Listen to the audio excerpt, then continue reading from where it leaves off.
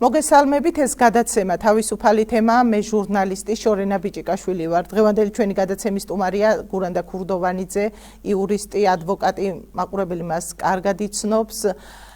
თუმცა მინდა კიდევ ერთხელ წარგედგინოთ, დიდ მადლობას გიხდით გურანდა იმისთვის, რომ ხართ ჩვენთან ერთად, თქვენი დროისთვის და პასუხობთ ჩვენს კითხვებს. მაყურებელს კი შევახსენებ, რომ ჩვენ ვისაუბრებთ ბევრ აქტუალურ საკითხებზე, სამართლებრივი კუთხით რა ხდება სასამართლოების კუთხით ჩვენს ქვეყანაში, მედიის ირგვლივ შექმნილ მდგომარეობაზე და ასე შემდეგ, ბევრ კიდე სხვა მნიშვნელოვან საკითხებს შევეხებით. გურანდა, პირველ რიგში მინდა კითხვა დაგისვა თქვენ. ჩვენ მოგეხსენებათ, რომ ისევ გვადებს ინკასო, მაყურებელმაც კარგად იცის, დაყადაღებულია ჩვენი ანგარიშები, ჩვენ არაერთხელ მივმართეთ სასამართლოს, რომ მომხდარიყო ამის შეჩერება, რათა გვეფუნქციონირა, ასე ვთქვათ, გვემუშავა. თუმცა სასამართლომ არ დაგვიკმაყოფილა ჩვენ მოთხოვნა, ჩვენ თანამშრომლებმაც მივმართეთ. იმ ფონზე, როდესაც სხვა მედია ორგანიზაციებს, პროსახელისუფლებო მედია ორგანიზაციებს უნაწილდებათ დავალიანება, ზოგს არ სთხოვენ, ეს პრემიერმაც თქვა ერთ-ერთ გადაცემაში. რასთან გვაქვს საქმე? მარტივად ეს არის შერჩევითი სამართალი, ამ ფორმით, თქვათ, თავისუფალ სიტყვაზე ზეწოლა, თქვენი შეფასებით, როგორც სამართალმცოდნე იურისტი. მოგესალმებით კიდევ ერთხელ, ძალიან მარტივად აგიხსნით, რასთან გვაქვს საქმე. ეს არ არის მარტო შერჩევითი სამართალი. დღევანდელი ხელისუფლება ყველაფერს ებრძვის, რასაც თავისუფალი სიტყვა ეწოდება. ყველანაირ ბერკეტს იყენებს იმასთან დაკავშირებით, რომ ქართველი ხალხის მძლავრი სიტყვა ჩაახშოს. ყველაფერს იყენებს იმისთვის, რომ მოქალაქემ ინფორმაცია არ გაიგოს. ყველაფერს იყენებს იმისთვის და ყველაფერს გამოიყენებს ჩვენი ხელისუფლება იმასთან დაკავშირებით, რომ მედია საშუალება კრიტიკულად მოაზროვნე მედია საშუალება თავის ჟურნალისტებიანად გააქროს მედია სივრციდან. ეს ძალიან ცუდი პრეცედენტი არის ქართველი ხალხისთვის. ძალიან ფართოდ აქვს გამოყენებული უკვე ჩვენს ხელისუფლებას ყველა ჩასახშობი ინსტრუმენტი, რომელიც თავისუფალი სიტყვის მიმართულებით აქვს, თავისუფალი სიტყვასთან დაკავშირებით აქვს გამოყენებული. ძალიან ცუდი პრეცედენტი არის დაფიქსირებული იმის თუ როგორ ებრძვის ჩვენი ხელისუფლება თავისუფალ სიტყვას. ძალიან ცუდი პრეცედენტი არის იმისთვის მომავალი თაობისთვის, რომ ქართველ ხალხს სათავეში ყავს მრავალწლიანი მმართველობით ისეთი ხელისუფლება, რომელიც ყველაზე მნიშვნელოვან იარაღს, ყველაზე მნიშვნელოვან ბერკეტს ქართველი ხალხისთვის თავისუფალი სიტყვის ჩახშობას ახშობს. ეს ცუდ შედეგს მოგვიტანს, დარწმუნებული ვარ სამართლებრივი ფორმითაც.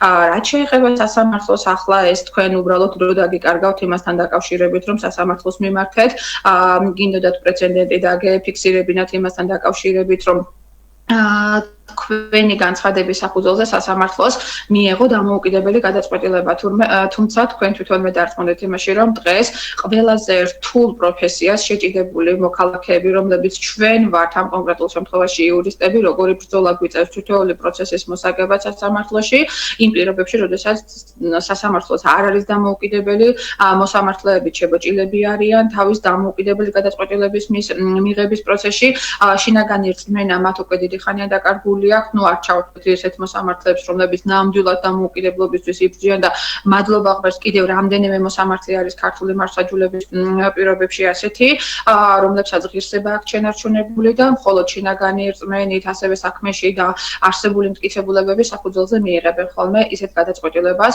რომელიც გამონათებასავით არის ხოლმე ქართულ მართლმსაჯულებაში. კი ბატონო, გურანდა, თქვენგან მაინტერესებს ისიც, მე ჩვენ საუბარი გქონდათ, როდესაც ვამზადებდი სიუჟეტს იმაზეც, რომ ხშირ შემთხვევაში წლობით იწელება სასამართლო პროცესები, ერთ-ერთია მაგალითად თრიალეთის დავაც მერიასთან, გორის მერიასთან და დღემდე არ ჩანიშნულა.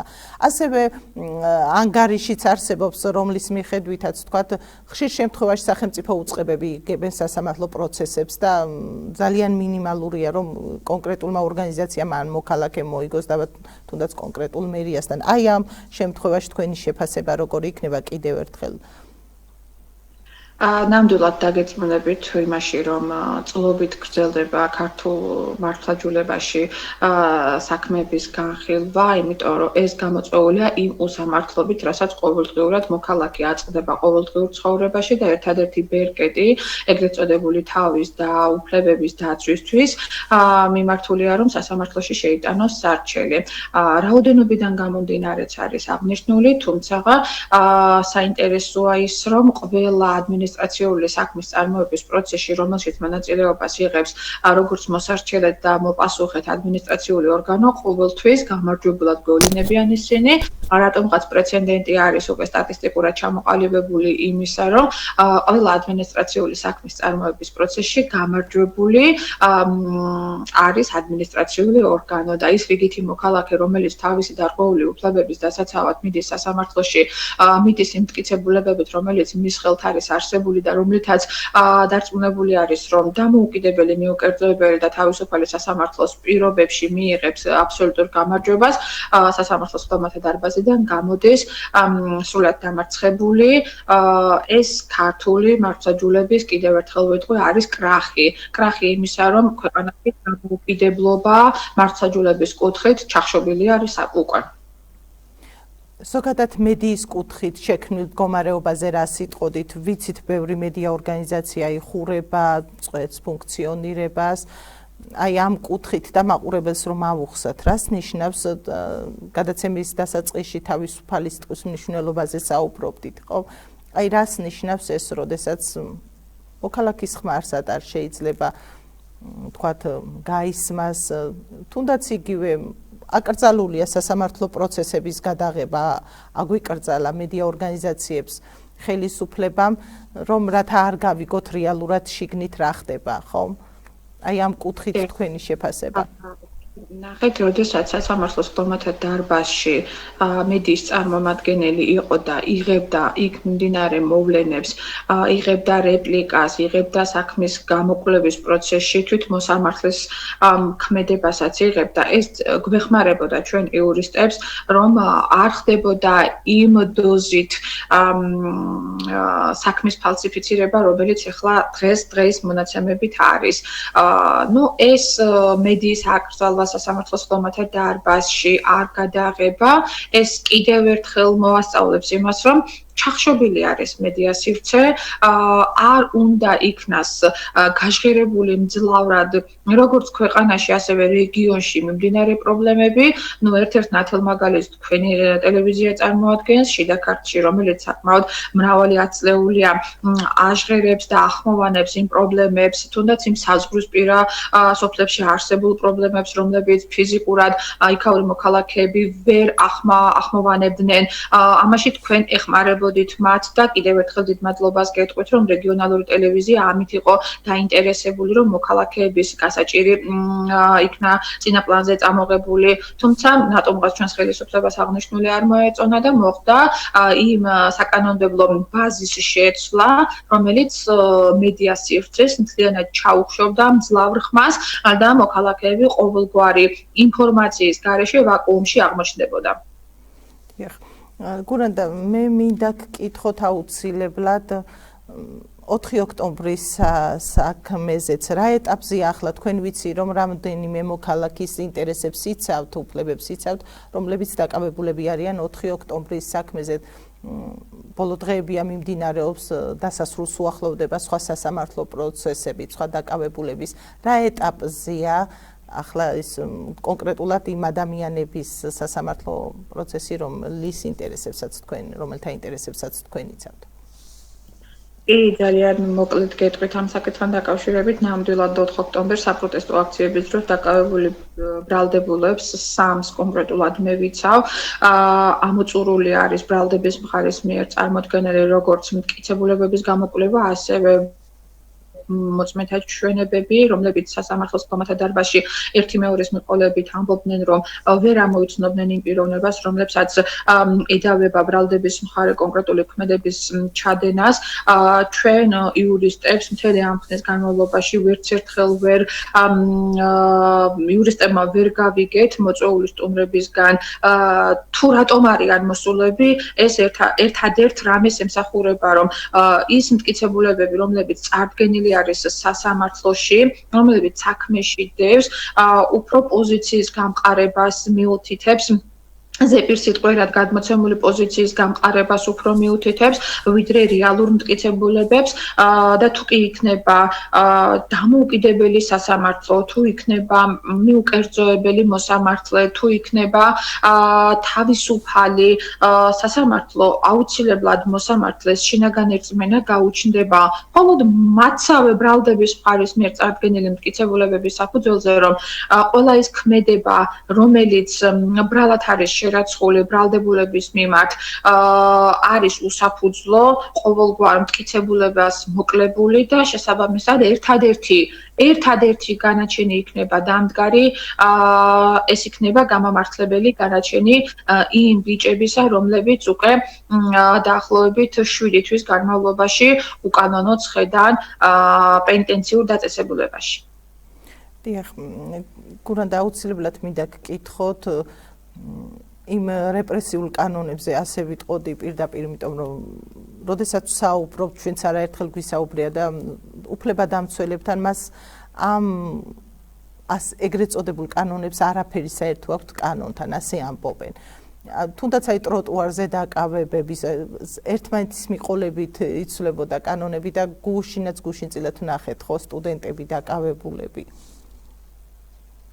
აი ამ კუთხით თქვენი შეფასება. ნამდვილად სასამართლოს ეზოდანვე გექმნება ადამიანს შთაბეჭდილება თუ როგორ შერჩევით სამართალთან გვაქვს საქმე.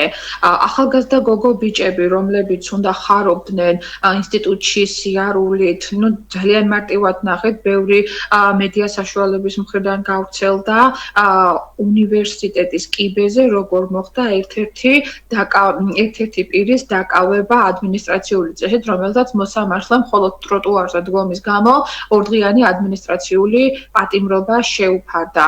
ანუ პრაქტიკულად ყველანაირი უფლება ხო ჩამორთმეული გვაქვს და გადაადგილების უფლებაც გვეზღუდება ადამიანს, თავისუფალი გადაადგილების უფლებაც გვეზღუდება ადამიანს, ანუ სურვილის მიხედვით, სად შეიძლება დადგეს ადამიანი და სად მოახდინოს გადაადგილება, ეს ხელისუფლებაზე არის თავის მანკიერი საკანონმდებლო ბაზიდან გამომდინარე შექმნილი, რომლებიც რიგით მოქალაქეს უზღუდავენ თავისუფლად გადაადგილებას. ეს ერთადერთი უფლება გვაქვს პრაქტიკულად მოცემულ სიტუაციაში დარჩენილი და ამის უფლებების შესაბამისი წართმევაც მოახდინა ჩვენმა ხელპატივცემულმა ხელისუფლებამ.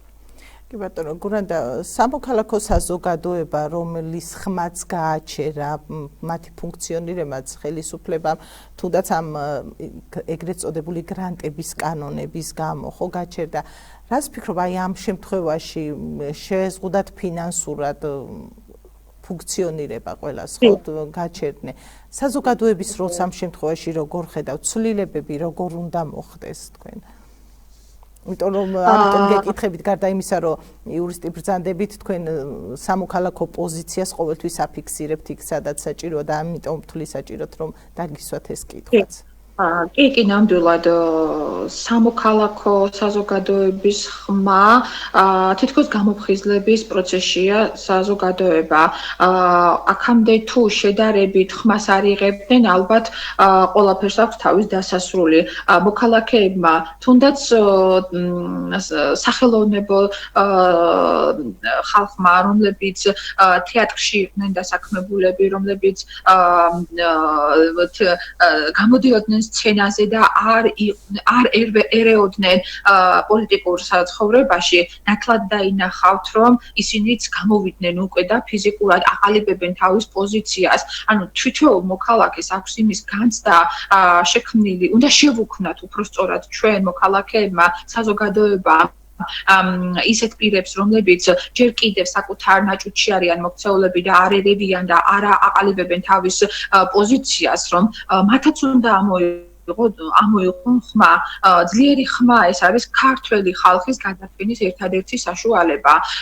ის რომ ეგრეთ წოდებულ არასამთავრობო ორგანიზაციებს საზღვარგარეთიდან მიღებული გრანტის მიღება ჩვენმა ხელისუფლებამ მიღებული კანონმდებლობით შეუწყვიტა, ნიშნავს იმას, რომ ამ ხელისუფლებას უდიდესი შიში აქვს. შიში იმისა, რომ იმ მოქალაქეებმა, რომლებიც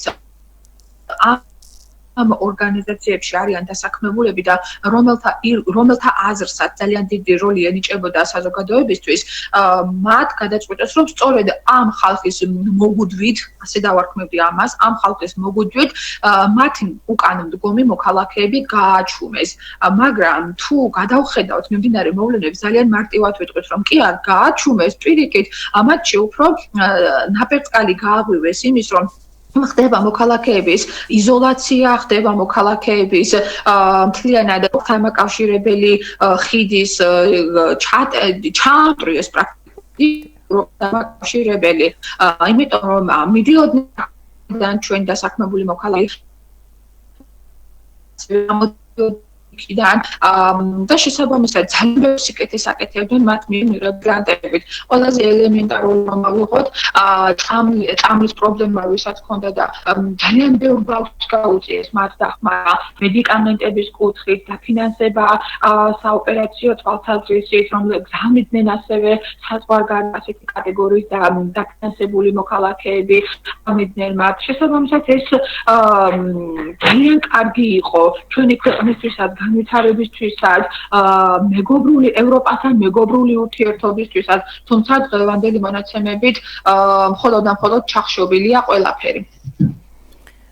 დიდი მადლობა კიდევ ერთხელ გურან და თქვენ რას ეტყოდით თქვათ თუნდაც თრიალეთის თანამშრომლებს, იმ ჟურნალისტებს, რომლებიც ახლა რეპრესიების ქვეშ განძლიერებას გისურვებთ, გამარჯვებას გისურვებთ, წარმატებას გისურვებთ, ყველაფერს კარგს გისურვებთ, სამართლიანობას გისურვებთ და სამართლის აღდგენას გისურვებთ.